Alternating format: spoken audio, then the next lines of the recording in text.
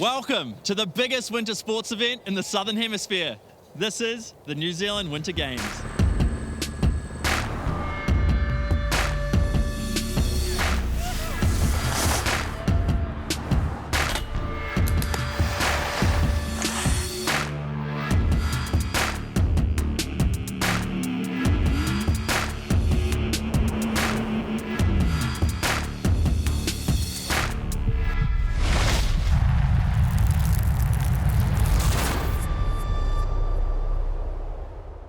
It's the final show from the New Zealand Winter Games, and we're going out with a bang. It's Anarchy on snow. Prepare yourself for STOMP, two events with a way more relaxed vibe that will allow the athletes to focus on creativity and progression.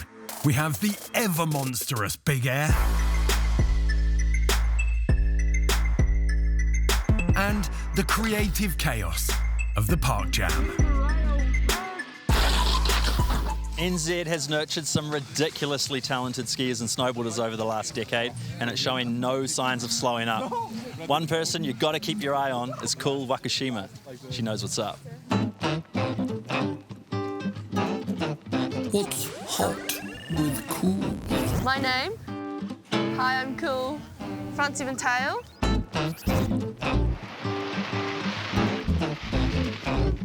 Windbreakers. Seas before freeze. Ramen. In Japanese culture, you have to slur, and that's like how you tell the owner that you're like enjoying it. Yeah, who doesn't like ramen? Mitts. Yeah, mitts are so hot all the time. Heli boarding. My first heli boarding was actually a surprise from the Red Bull family when I got my helmet. It was pretty surreal. I didn't know that we had snow like that in New Zealand. My favourite riders, Kazu Kukubo and Yuki Cardrona. I grew up watching them ride, and it's amazing what they do, and the style is cool. Tail same way. When you get it right and when you just like lock into that back foot and like you pop out. Japanese powder, you just like glide through and it's super fluffy, and then next minute you realise that you're like under the snow. Stees before freeze. I love it, Cool. Okay, we have a full roster of New Zealand's finest, combined with an impressive list of internationals. Big Air is always a spectacle. Enjoy the show. A cold, still, and crystal clear morning. The holy trinity of weather conditions for Big Air. And what's not to love about Big Air? The name says it all. A pile of snow so big it can be seen from space gives riders the opportunity to explore Cardrona's upper stratosphere.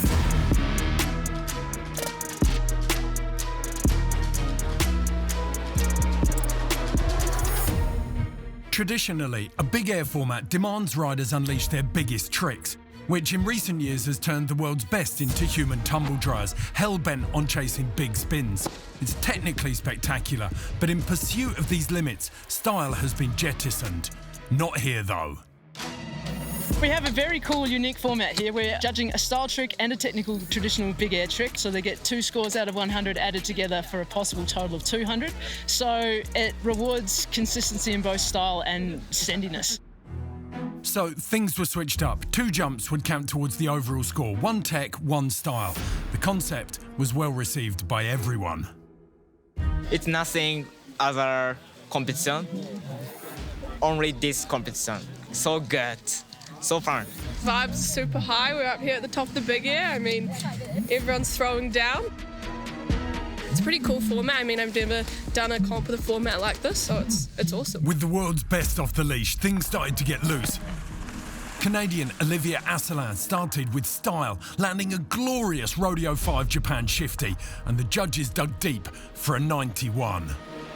Ruby Andrews drew a line in the sand with her big switch 1080 for 80 points. While Megan Oldham went haute couture with this stunning left 3 blunt for 76. Asselan then shifted gears to tech, but backslapped on her double cork 1080.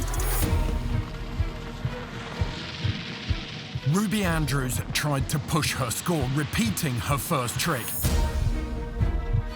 But a hand down on the landing meant she couldn't better it. Also switching to tech, Megan Oldham went for a cork 9 blunt, her immaculate execution earning her a 90. Asselan was locked in a battle for her double cork 1080. And at this stage, she was losing. Ruby Andrews couldn't grab her switch 5 and heaped the pressure on her final jump. Megan Oldham, with 2 strong scores on the board, went for a rodeo 5, but it wasn't her best work. Asselan had one last chance at the double cork 10 and absolutely nailed it. 95 points combined with her first jump score meant she was leading on 186. Next up, Ruby Andrews.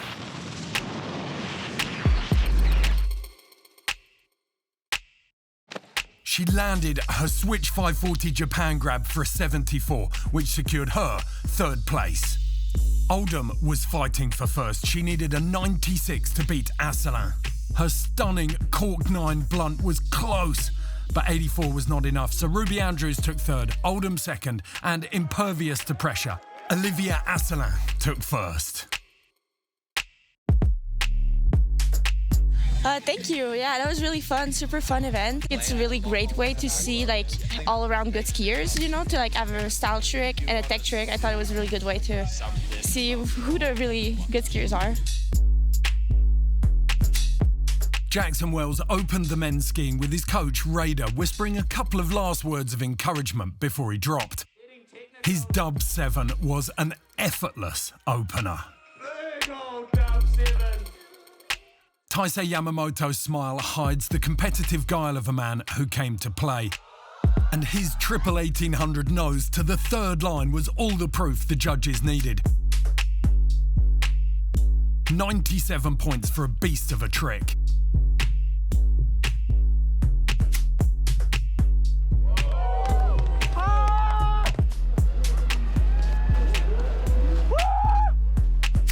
Max Moffat gave us a glimpse of things to come with a 360 pullback.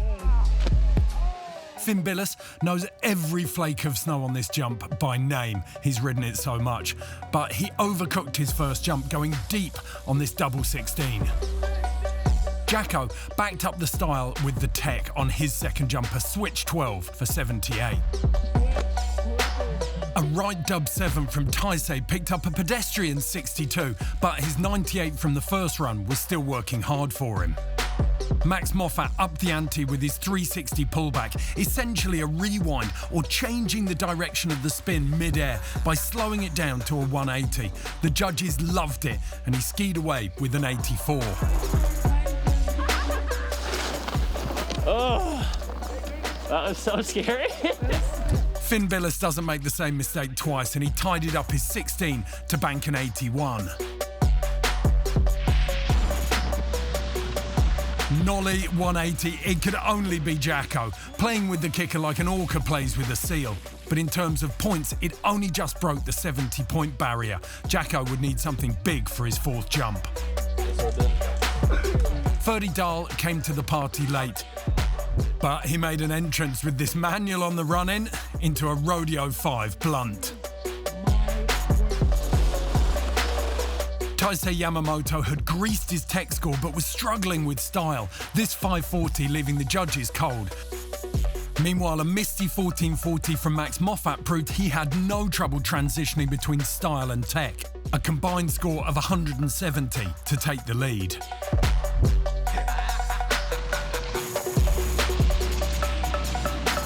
Finn Billis unveiled this majestic rodeo 5 with a lead mute grab. With the tech and style jump banked, he sat on 166. Nice. Happy days.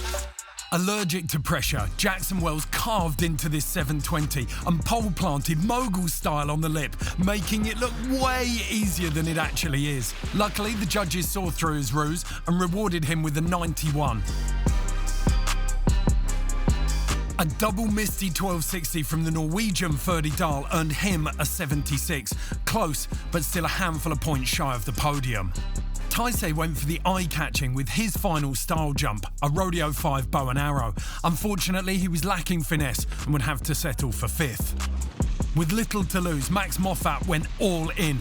A double cork Bio 16 safety to Japan grab. It was received like Versace's 1991 autumn-winter collection by the judges, with tears and flowers everywhere. 98 points saw victory seemingly out of sight.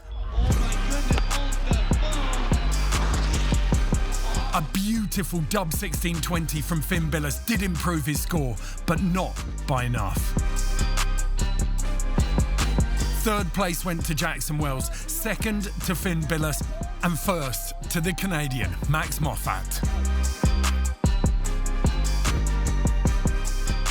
A breath of fresh air for me to do a big air like this. You know, usually every big air is 3 jumps, 2 of them count, kind of your best tricks. So it was, yeah, definitely a lot different, but I love the sort of switch up and the creativity aspect. And yeah, I think that's sort of what snowboarding and free skiing was sort of built off of. So I think it's the best way to push the sport, honestly.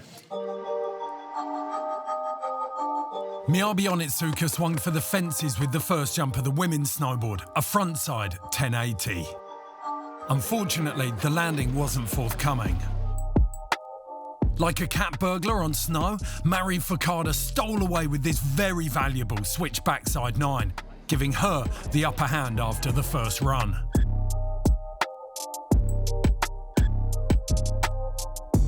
Miyabi Onitsuka stuck to her guns and had another go at the front 10, but she couldn't get it under control. Meanwhile, like an alpine version of the Hare and the Tortoise, Mari Fukada started working on her style trick, a huge backside 9. Unfortunately, she couldn't stick it.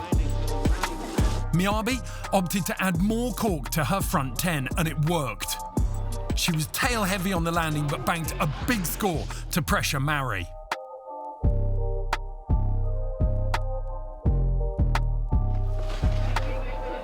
But the young Japanese rider wasn't fazed. As always, she went about her work methodically and cleaned up her back 9 with a solid mute grab. Her combined score from both jumps now totaling 159. Sitting on 88 for her front 10, Miyabi needed a 72 for her final jump to best Fukada. A perfectly measured front 3 with just a hint of nosebone was enough to seal the win for Miyabi. Mari Fukada took 2nd, and despite injury, Cool Wakashima picked up 3rd. The men's kicked off with Hiroaki Kunitake leaving jaws on the floor with a frontside quad cork 1800. It's the first time he's tried this trick in competition, and it's as rare as gumboots at the Oscars. He couldn't land it, but it set the tone for the onslaught to follow. Taiga Hasegawa was the first man to land all 4 1800s. Switch back 18, backside 18, frontside 18, cab 18, 4 18s. So he went, by his standards at least, easy, landing a perfect frontside 1620 mute.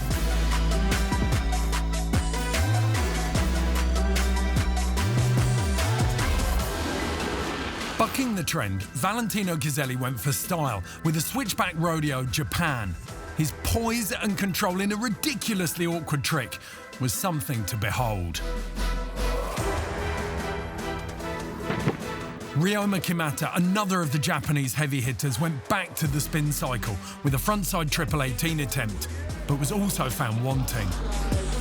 With laser focus, Kunitake dropped into his 2nd attempt at the frontside quad 18 and stomped it.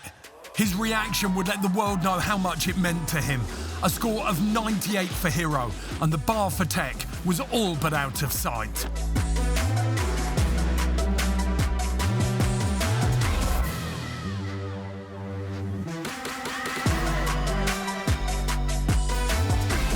That only served to rile up Valentino Ghiselli, who thumped out a frontside 1800. A respectable 91 kept him in the hunt for the win.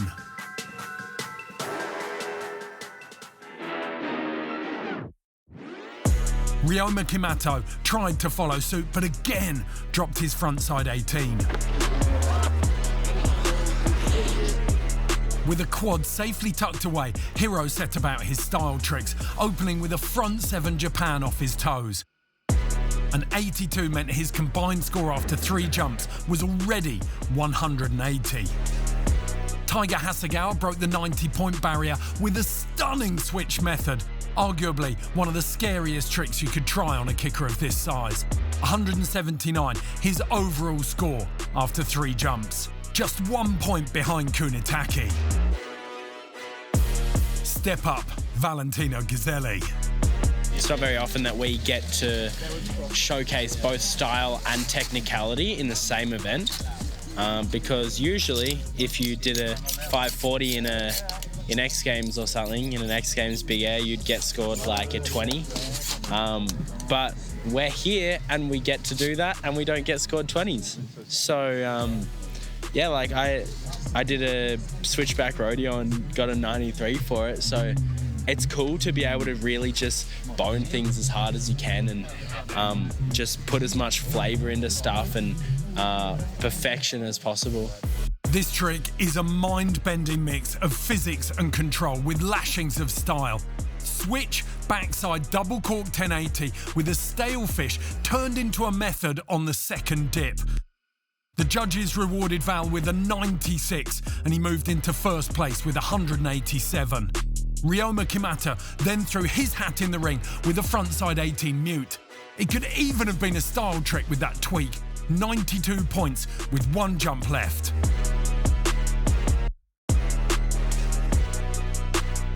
Kaito Hamada had dropped his first 3 attempts at a switchback 16, but floored everyone with this stunning backside 540 pullback on his last hit.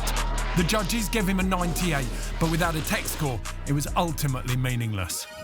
Despite their best efforts, no one could raise the bar any higher, and so Taiga Hasegawa would take third. Hiroaki Kunitake, despite being only the second man to land a frontside quad in competition, had to settle for second. And Valentino Gazzelli, the true renaissance man of snowboarding right now, claimed the victory.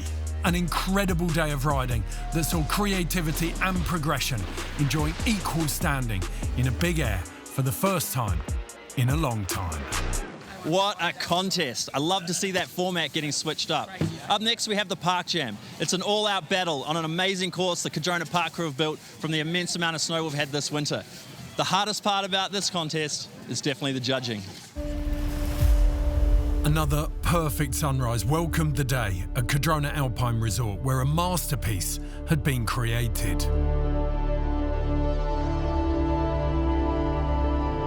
The park crew had been hard at work sculpting a course that would allow some of the world's best skiers and snowboarders to express themselves.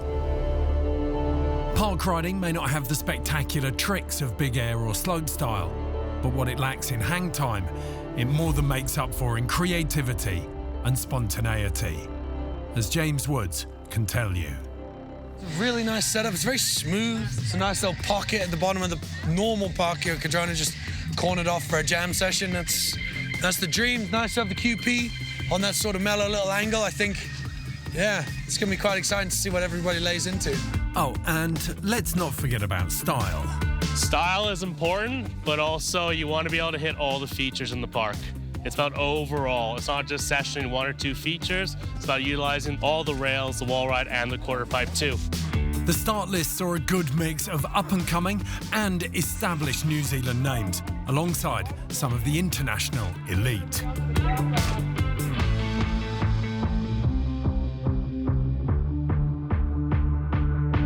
And as the weather heated up, so did the session.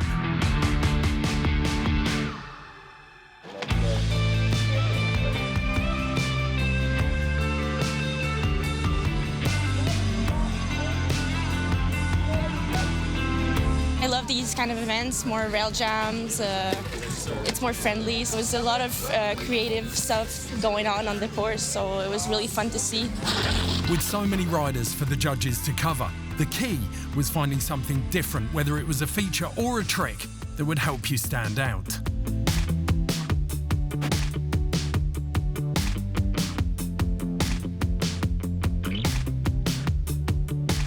He's shirtless. Chaos and anarchy is a very good description of today. There's so many options and everyone is making new ones as we speak. Stand up Jackson Wells. Having tested out a gap over the judges, he proceeded to backflip a non-existent lip, hit the rail at Mach 10, and then exit under the fences. That is the skiing equivalent of a mic drop. In the women's snowboarding, there was style, stunts, and tech. But it was the Canadian Laurie Blouin who mixed all three with this cab 3 to front board.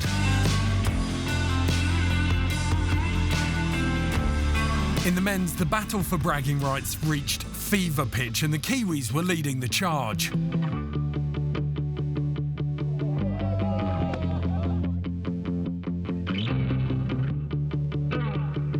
Rocco Jameson was everywhere. Cam Melville stepped it up with a double cork 1080 on the quarter, while Dane Menzies was wielding his board like most samurais use their swords, slicing and dicing everything in sight.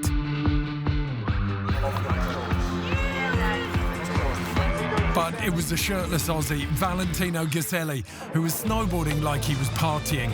These highlights, the equivalent of dancing on tables, doing shots, and then streaking through the quad.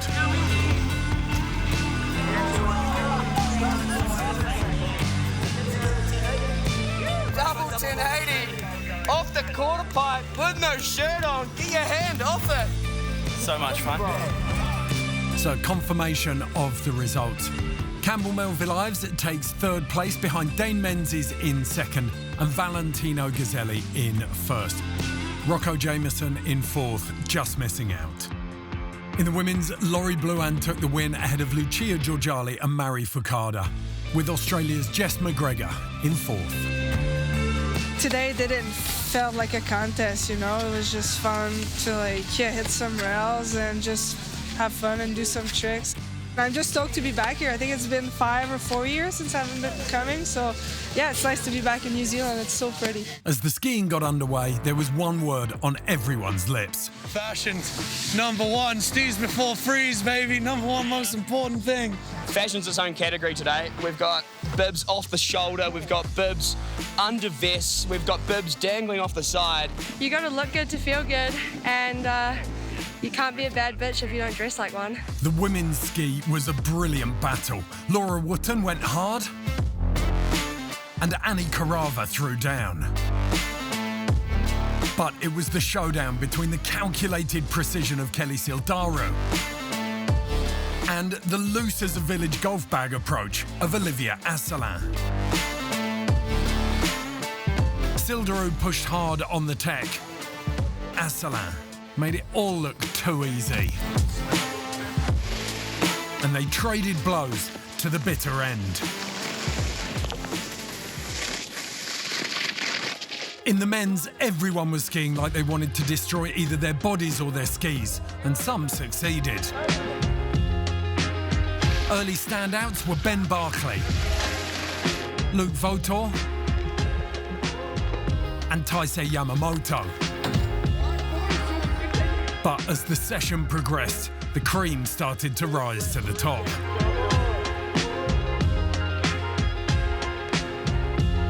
Finn Billis, Canadian Max Moffat, and the Norwegian superstar Ferdinand Dahl one-upped each other until the skiing reached an almost absurd level.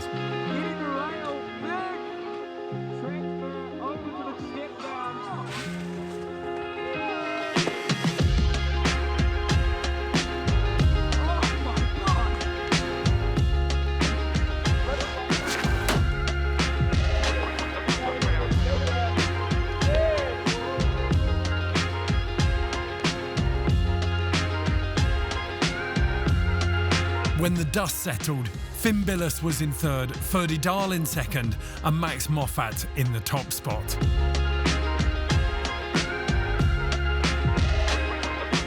In the women's ski, Annie Carava took third, Olivia Asselan second, and to the winner, Kelly Sildaro, the spoils of victory.